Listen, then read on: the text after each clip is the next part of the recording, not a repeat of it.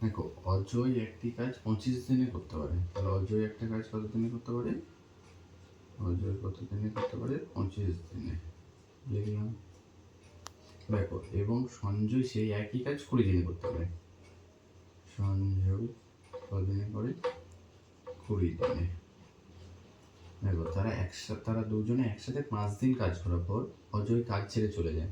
কিন্তু দেখো, ওদের যখন এদের দুজনের লসের কত হলো? 100। তাহলে মোট কাজ কত হলো? এখানে 100। দেখো, তাহলে এর কাজের এফিসিয়েন্সি কত? 4। এর কাজের এফিসিয়েন্সি কত? 5।